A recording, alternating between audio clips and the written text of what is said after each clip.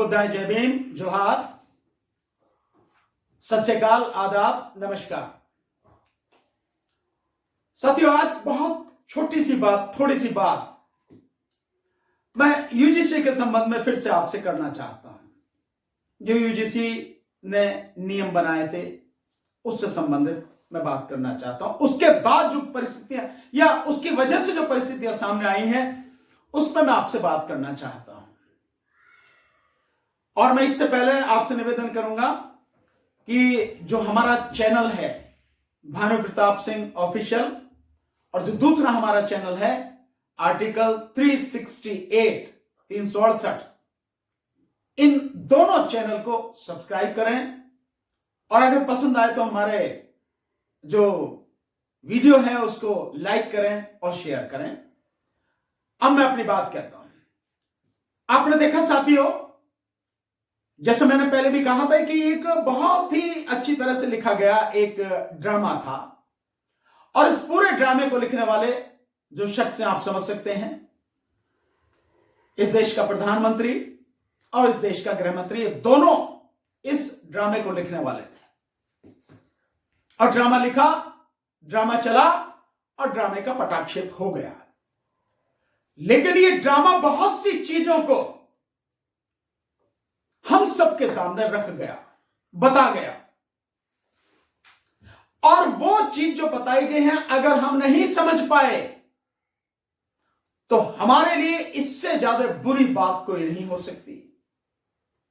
और अगर हम समझ गए और अमल में नहीं ला पा रहे हैं या जीवन में अमल में नहीं लाएंगे तो ये और भी खतरनाक बात होगी। और बात क्या है?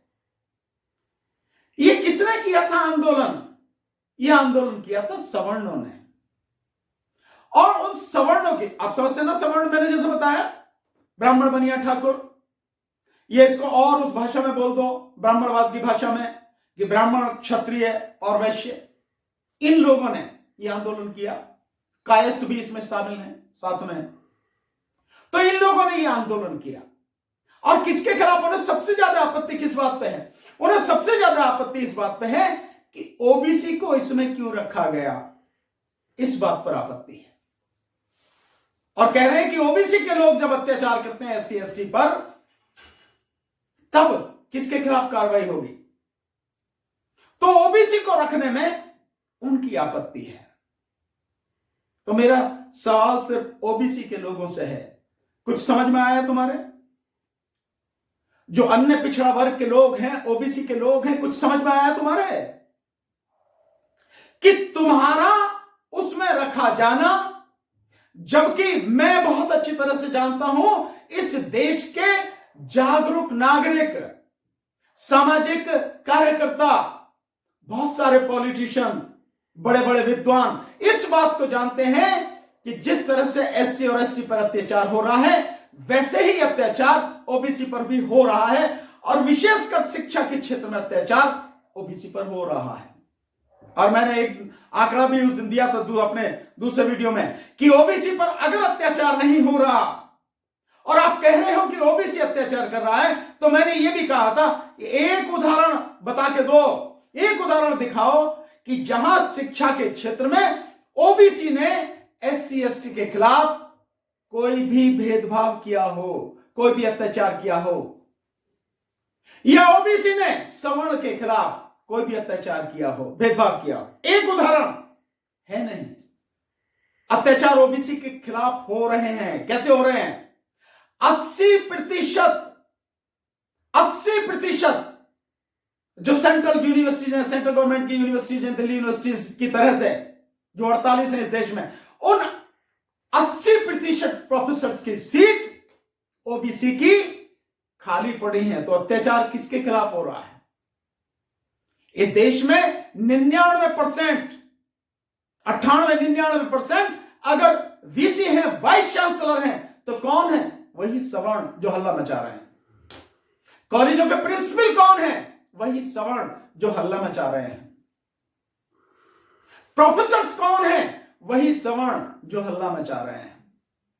किसी भी इंस्टीट्यूशंस के हेड कौन है? वही सवर्ण जो हल्ला मचा रहे हैं।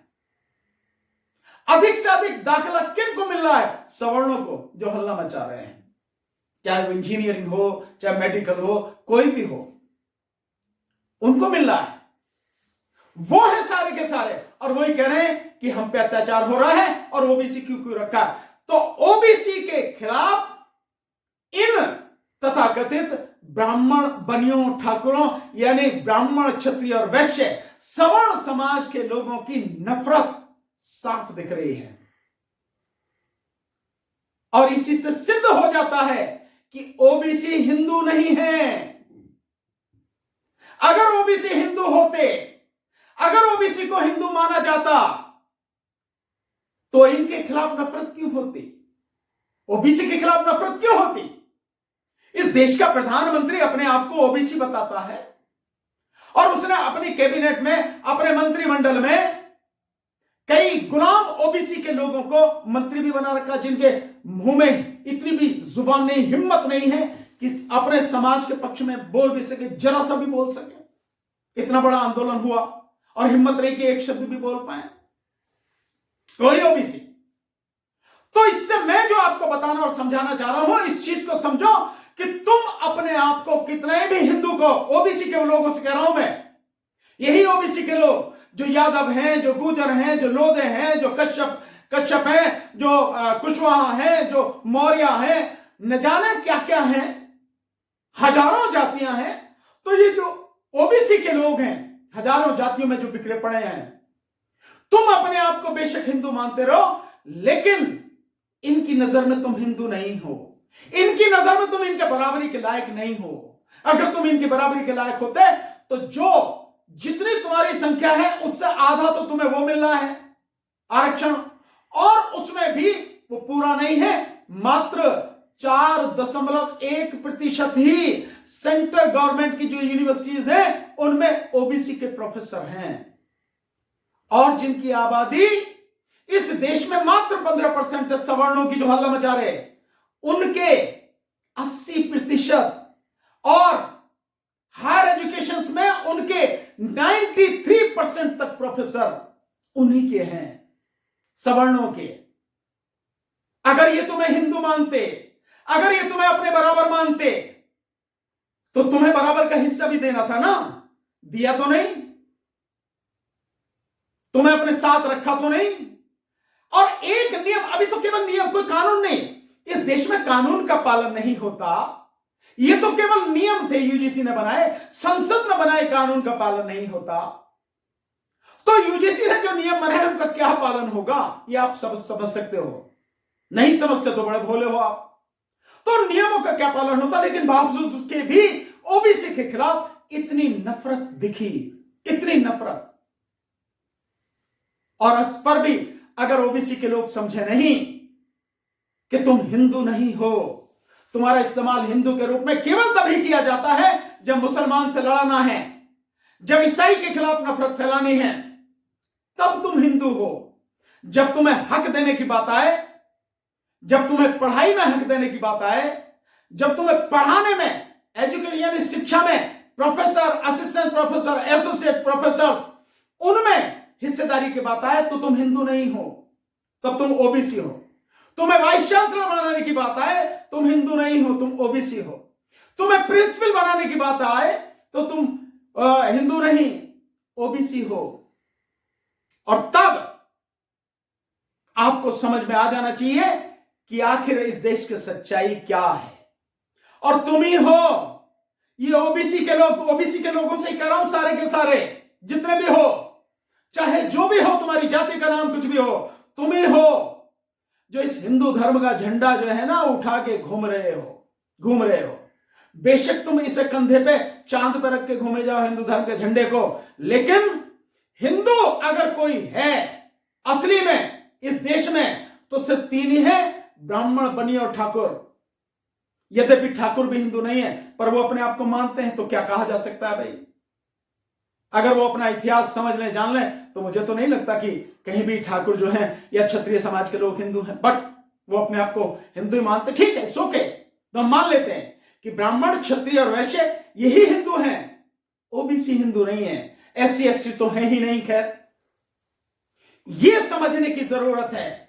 और जिस दिन तुमने यह समझ लिया, उस दिन बीजेपी इस देश में से रेत के ढेर की तरह साफ हो जाएगी, सब खत्म हो जाएगा। और जब तक बीजेपी को उखाड़ के नहीं फेंकोगे, इस बात को नहीं समझोगे, तब तक तुम्हारी तबाही को कोई नहीं रोक सकता। इस देश में SC ST OBC माइनॉरिटी, तुम्हारी तबाही को कोई नहीं रोक सकता। मैं यहां आग्रह, विशेष आग्रह OBC से कर रहा हूं कि समझो, उन्होंने बता दिया तुम्हें भाई कि तुम हिंदू नहीं हो, तुम OBC हो, मतलब शूद्र हो। वही जिसे वो कहते हैं, मनुस्मृति में कहते हैं ना कि ब्राह्मण ने, ब्रह्मा के मुख से ब्राह्मण पैदा हुआ, बाजुओं से क्षत्रिय पैदा हुए, और जंघाओं से या उदर से वैश्य पैदा हुए, और पैरों से शूद्र। तो तुम पैरों वाले शूद्र ही हो। तुम अपने आप को क्षत्रिय मानो, अपने आप को हिंदू मानो, मानते रहो, लेकिन जब तक ये मानते रहोगे तब तक तबाह और बर्बाद होते रहोगे। जिस दिन ये समझ जाओगे, मानना छोड़ दोगे, ये ऐलान करोगे कि हम हिंदू नहीं हैं, हम शूद्र हैं, कोई बात नहीं, तो हम शूद्र हैं, तो हम सारे शूद्र मिलकर एक साथ रहेंगे, तो उस दिन तुम्हारा जीवन बदलना शुरू हो जाएगा। लेकिन सुप्रीम कोर्ट में इतने इंपॉर्टेंट मुकदमे पड़े हुए हैं, चुनाव आयोग को लेकर और भी कई सारे मुकदमे पड़े हुए हैं, उन सब पे तो सुप्रीम कोर्ट सुनवाई कर नहीं रही। एक ये छोटा सा UGC का कानून जो आया, जो नियम बने, इस पे सुप्रीम कोर्ट ने एक ही दिन में सुनवाई कर ली। भाई ये ब्राह्मणवाद का मामला है, ये ब्राह्मणवाद का मामला है, और सुप्रीम कोर्ट में मनुवादी और ब्राह्मणवादी मानसिकता के जजों की कोई कमी नहीं है। और जब उनके सामने ये चीज आई है तो वो क्यों नहीं उनके हक में बात करेंगे। लेकिन यहां एक सबसे बड़ा अफसोस इस बात का है, मैंने पहले भी वीडियो में कहा था कि जो चीफ जस्टिस हैं, ये उस बेंच में थे जिसमें रोहित वेमुला और पायल तड़वी, इनके परिवार के लोगों की रेट पड़ी हुई थी, और उसी में डायरेक्शन दी गई थी सुप्रीम कोर्ट द्वारा, जस्टिस भुइयां भी जिसमें थे, उसी के द्वारा ये सुप्रीम कोर्ट के द्वारा उसी मुकदमों में डायरेक्शन दी गई थी UGC को कि भाई इसके ऊपर सख्त नियम बनाओ, क्योंकि ये जो हत्याएं हैं ये केवल आत्महत्याएं नहीं है, संस्थागत हत्याएं हैं, तो कड़े नियम बनाओ, लेकर आओ। और अफसोस जब वो नियम बना के आए, हालांकि वो नियम जैसे भी थे, बहुत कुछ अच्छे तो नहीं थे, पर जैसे भी थे वो आए, और उसके बाद में ब्राह्मणवादी मानसिकता के लोगों ने ब्राह्मणवादी व्यवस्था के पक्ष में, मनुवाद के पक्ष में फैसला दे दिया। कितने भी इंपॉर्टेंट मैटर हो, लेकिन ये अपना मसला है, अपना, समझते हो ना, अपना, ये अपना मसला है। बाकी मसले, चुनाव, पूरा देश बर्बाद हो रहा, SIR पर नहीं सुननी, और कितने इंपॉर्टेंट मैटर है नहीं सुननी। जो शर्जिल इमाम है और उमर खालिद है, उसकी बेल, उस पर नहीं सुनना, कुछ नहीं सुनना, पड़े रहने दो जेल में, सड़ने दो उनको। सोनम वांगचुक, उस पर नहीं सुनना, वो महत्वपूर्ण नहीं है। वो व्यक्ति जिसने इतना बड़ा काम किया, मानवता का जो इतना बड़ा पुजारी है, जो इतना बड़ा काम करने वाला व्यक्ति, उसके उस पर नहीं सुना, क्योंकि वो उनका मुद्दा नहीं है। वो पड़े रहो, सड़ते रहो जेल में। मुद्दा ये है कि ब्राह्मणवादी व्यवस्था के खिलाफ, अगर ब्राह्मणवादी व्यवस्था के लोग हल्ला मचा रहे हैं, कोई ऐसा उन्हें लग रहा, जबकि उनके खिलाफ एक अक्षर भी नहीं है, इन नियमों में एक अक्षर उनके खिलाफ नहीं, फिर भी उन्होंने हल्ला मचाया, सुप्रीम कोर्ट मैटर आया, और जो वो चाहते थे उन्होंने पाया। तो अंधा बांटे रेवड़ी, फिर अपने दे, यही मामला है। कोई दिक्कत नहीं है, उन्होंने अपने हिसाब से किया, इसलिए ये सारी चीजें।